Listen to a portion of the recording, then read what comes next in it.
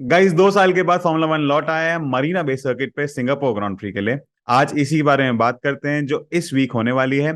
Plus ये देखते हैं मैक्स वर्स्टैपन कौन कौन से रिकॉर्ड तोड़ सकता है, और क्या मर्सिडीज एंड फरारी की फाइट के अंदर मर्सिडीज जीतेगी या फरारी। पिछली बार मरीना बे सर्किट पर जब हमने फॉर्मूला वन को रेस करते देखा था 2019 के अंदर चार्ल्स लेक्लेक ने पोल पोजीशन हासिल करी थी। रेस के अंदर सेबास्टियन वेटेल ने चार्ल्स लेक्लेक को अंडरकट करके वो रेस जीती। चार्ल्स लेक्लेक सेकंड आया, मैक्स वर्स्टैपन थर्ड। इस रेस का फास्टेस्ट लैप सेट किया था केविन मैग्नुसन ने, पर वो 17 पोजीशन पे आए थे। 2019 के अंदर फरारी ने जब फर्स्ट एंड सेकंड जीता था सिंगापुर ग्रांड प्री में, तब वो बहरीन के पहले, इस साल बहरीन के पहले फरारी का आखिरी फर्स्ट एंड सेकंड था। और 2019 की सेबास्टियन वेटेल की जीत भी उनके करियर की आखिरी थी। अब देखना बाकी है कि आगे आने वाली 6 रेसेस के अंदर सेबास्टियन वेटेल अपनी एस्टन मार्टिन के अंदर क्या गुल खिलाते हैं। मुझे लग तो नहीं रहा है कि वो कोई और रेस जीत पाएंगे, और Singapore grand Prix 2019 will be his last win, but never say never. Max Verstappen Charles Leclerc के ऊपर 115 पॉइंट की मैमथ लीड लेके चल रहे हैं इस वीकेंड के अंदर, और रेड बुल फरारी के ऊपर 139 पॉइंट की लीड बना चुकी है। जबकि फरारी सिर्फ 35 पॉइंट की लीड बना पाई है मर्सिडीज के ऊपर। आगे आने वाली 6 रेसेस इस सेकंड एंड थर्ड की फाइट के अंदर बहुत क्रूशल होने वाली, specially this Singapore grand pre. Sebastian Vettel की 2013 की डोमिनेंट परफॉर्मेंस के बाद red bull V6 hybrid era के अंदर कभी भी सिंगापुर ग्रांड प्री नहीं जीत पाई है। इस टर्बो हाइब्रिड एरा के अंदर खाली दो ही टीमें सिंगापुर ग्रांड प्री जीत पाई है, पहली है मर्सिडीज, दूसरी है Ferrari. In total maximum number of wins Vettel के हैं 5 और हैमिल्टन के हैं 4। सिंगापुर ग्रांड प्री ने अपना कॉन्ट्रैक्ट फॉर्मूला वन के साथ 7 साल के लिए एक्सटेंड कर दिया है, और हमें ये रेस 2028 तक देखने मिलेगी। 2008 में चालू हुई Singapore grand pre formula one की फर्स्ट नाइट रेस है, और इस रेस के पास एक ऐसा भी रिकॉर्ड है कि 2008 से लेकर आज तक रेस ने हमेशा कम से कम एक सेफ्टी कार तो पक्का देखी है। इन टोटल हमें 12 रेसों के अंदर 21 सेफ्टी कार्स देखने मिली हैं। जनरली स्ट्रीट सर्किट ड्राइवर्स के ऊपर फिजिकली एंड मेंटली बहुत प्रेशराइजिंग होते हैं, बट सिंगापुर ग्रांड प्री एक बीस्ट है। इस रेस ट्रैक पे 23 लो स्पीड कॉर्नर्स हैं और बहुत ही शॉर्ट स्ट्रेट हैं, प्लस पूरा ही ट्रैक बहुत बम्पी है। हेंस ड्राइवर को एक सेकंड का चैन नहीं मिलता, इसलिए सिंगापुर ग्रांड प्री को दुनिया का टफेस्ट रेस ट्रैक बोला जाता है। F1 ड्राइवर्स के पास elitest of the elite coaching facilities और स्पोर्टिंग स्टाफ होता है। उसके बाद भी उनकी बॉडी सिंगापुर के ह्यूमिड कंडीशन के यूज टू आने में बहुत टाइम लगाती है। Now heat and humidity combined is one of the reason why Singapore grand prix is so tough. रात को होने के बाद भी टेम्परेचर 30 डिग्री तक रहता है, और सिंगापुर के अंदर एक एवरेज ह्यूमिडिटी परसेंट 80% है। वैसे तो ड्राइवर्स 30 डिग्री के ऊपर भी टेम्परेचर एक्सपीरियंस करते हैं, जैसे मिडल ईस्ट के अंदर या कुछ यूरोपियन रेसेस के अंदर दोपहर के अंदर 30 डिग्री से भी टेम्परेचर ज्यादा चला जाता है। बट जब अपन 30 डिग्री के टेम्परेचर को 80% की ह्यूमिडिटी के साथ कंबाइन करते हैं, तो एक ये सोना टाइप का इफेक्ट क्रिएट करता है, एक स्पा टाइप का इफेक्ट क्रिएट करता है, जिसके अंदर आपको लगता है कि आप एक स्टीम रूम में बैठे हो। जैसे लुइस हैमिल्टन ने एक बार एक्सप्लेन किया था, Singapore grand prix is like you sitting in a steam room with with fire marshals coat on and you doing a workout. तो ये इतना ज्यादा स्वेटी एंड इतना ज्यादा डिफिकल्ट होता है। एक रेस के एंड में एक ड्राइवर 4 किलो तक अपना बॉडी वाटर लूज कर जाता है। इस रेस की ट्रेनिंग के लिए ड्राइवर जनरली ह्यूमिड कंडीशंस को रेप्लिकेट करते हैं, ताकि रेस की कंडीशन से वो फेमिलियर हो पाए। अब खाली हीट एंड ह्यूमिडिटी नहीं, सिंगापुर ग्रांड प्री के अंदर 23 स्लो स्पीड कॉर्नर्स हैं। आप इसको इस तरह से कंपेयर कर सकते हैं कि 2019 का जो चार्ल्स लेक्लेक का पोल था, वो 1 मिनट 36 सेकंड का था, which is around 8 second slower than Sergio Perez's pole in Jeddah. तो जेदा भी एक स्ट्रीट सर्किट है, पर वो 1 किलोमीटर लंबा है सिंगापुर ग्रांड प्री से। फिर भी चार्ल्स लेक्लेक ने 8 सेकंड ज्यादा लगाए थे अपनी पोल पोजीशन को लेने के लिए 2019 के अंदर। तो ये इतने स्लो स्पीड कॉर्नर्स हैं। सो ये 23 के 23 कॉर्नर सिंगापुर ग्रांड प्री को इस सीजन का सबसे लॉन्गेस्ट रेस बनाते हैं। प्लस आज तक सिंगापुर ग्रांड प्री 1 घंटे 51 मिनट से कमती में कभी खत्म नहीं हुई है, जो भी 2018 में हुआ था। और ऐसा 4 बार हुआ है कि जब सिंगापुर ग्रांड प्री के पूरे लैप्स खत्म नहीं हुए और उसको 2 घंटे के मार्क पे खत्म करना पड़ा। हेंस आप ही सोचिए, 2 घंटे तक अगर इतने छोटे से कॉकपिट के अंदर ड्राइवर्स इतनी ज्यादा प्रिसेशन के अंदर गाड़ी चलाएंगे तो वो कितना टफ होगा। अब एक बड़ी प्रॉब्लम टाइम जोन की भी आती है, क्योंकि सिंगापुर इटली से 6 घंटा आगे है, और ये सब ड्राइवर अभी तक यूरोप में ही ड्राइव कर रहे थे। तो सिंगापुर में आने के बाद 6 घंटे का टाइम डिफरेंस के कारण उनको जेट लैग हो जाता है। इसलिए वो सुबह सो के और रात को जग के अपना अटेंशन लेवल मेंटेन रखते हैं। अब कुछ और भी चीजें हैं जो इस साल की गाड़ी के कारण आते हैं। जैसे इस साल की गाड़ी थोड़ी हैवी है, हेंस कॉर्नर्स पे थोड़ी स्लगिश हो जाती है। प्लस इस साल की पॉपोसिंग की प्रॉब्लम मरीना बे सर्किट के ऑलरेडी बम्पी ट्रैक पे आग में घी का काम करती है। गाड़ी स्टेज पे डबल उछलती है, उसकी स्पीड कम होती है और ड्राइवर को उतनी ही परेशानी होती है। But after all these problems, Singapore Grand Prix remains one of the most loved circuit of all the drivers. वैसे तो इस सर्किट पे बहुत पुराने पुराने ड्राइवर्स ड्राइव कर रहे हैं, जैसे Fernando Alonso, Sebastian Vettel, Lewis Hamilton, बस कुछ एक नए ड्राइवर्स भी हैं जो पहली बार सिंगापुर ग्रांड प्री के अंदर ड्राइव करेंगे, जैसे गुआन यू जो एंड निकोलस लतीफी। इस हफ्ते पेरेली इस रेस ट्रैक पे अपने सॉफ्टेस्ट कंपाउंड लेके आ रहा है, जो है C3, C4 and C5, hard, medium पे सॉफ्ट रिस्पेक्टिवली।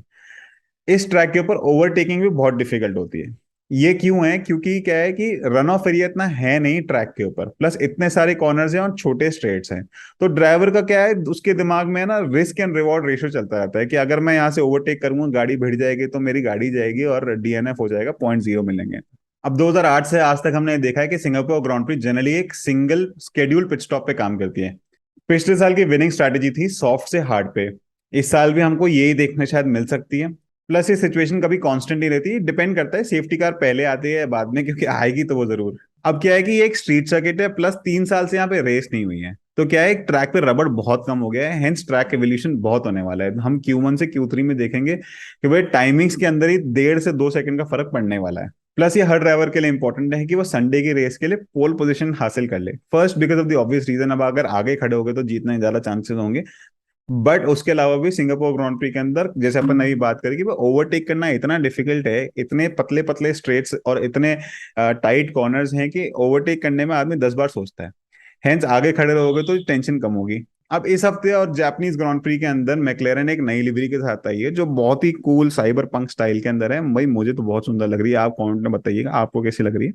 ये जो मरीना बे का सर्किट है बहुत डिफिकल्ट है, इसमें एक्सपीरियंस से एक्सपीरियंस आदमी मात खा जाता है, कभी ओवर स्टेयर, कभी अंडर स्टेयर, कभी ट्रैक से बाहर निकल जाता है, कभी गाड़ी में बढ़ जाता है, एक्सेट्रा एक्सेट्रा हैपेंस ही हमने सबने देखा है इतने सालों के अंदर।